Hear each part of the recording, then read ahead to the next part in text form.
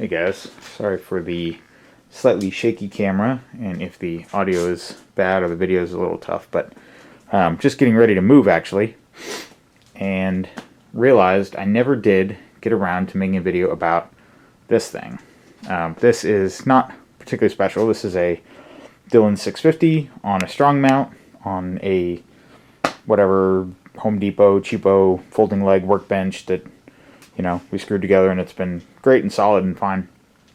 But the only interesting thing here is when I went to go install the Casefeeder, so you can kind of see the this Casefeeder, this bent arm is supposed to go the other way. So this whole drum is supposed to be centered on this tube. So that tube is supposed to come up roughly down here, about where the power cable is right now. So it's supposed to be centered on, this green collar thingy, but it's not. And it's not because we built these shelves, which have been awesome and useful for storing all kinds of things. We built these shelves before we installed the press, and when I went to go put the press on, there was no room. I mean, you can see with the carrier reverse there, I've got my little IPSC magnet, so this is a little double alpha belt magnet, but it was too strong, and I don't really shoot IPSC that much, or limited. But I put it up there so it'll catch any steel pins going by because it's strong as shit. So anyway, but yeah, there was no space. So you can see I got maybe 6 inches of clearance there. So there was no way I could put this on there. And so I just kind of thought about it for a while. Went to the hardware store, looked around, and ended up.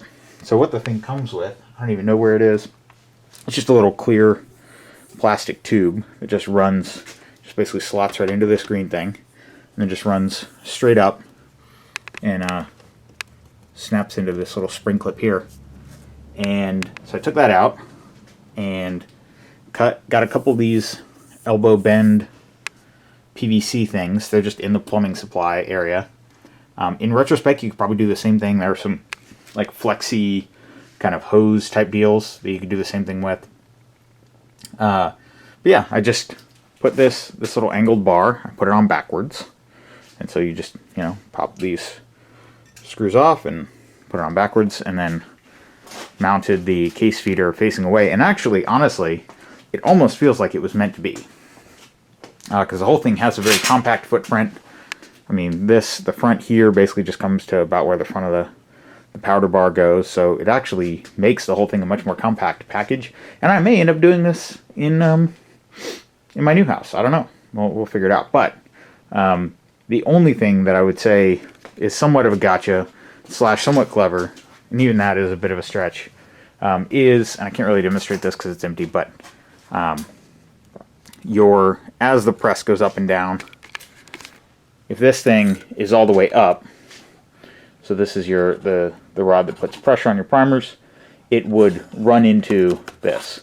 And so you can see this is Mark 1 of my prototype that I installed, I don't know, 2-3 years ago, of just a little ramp.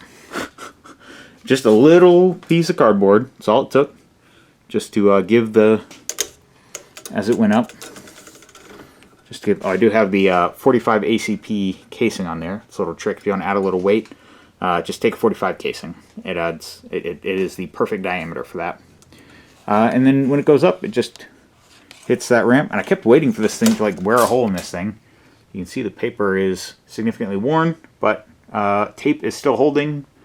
And so that, between, I don't know, a couple bucks worth of hardware store PVC and that little thing, and actually, I don't even... Yeah, and then this thing, it isn't even really mounted. It's not really screwed. It's just, okay, there's still casings in there. It's not even really mounted. There's a screw you're supposed to put in. I think this screw is supposed to sit in there, something like that. But I just didn't even, it's just kind of loose on there.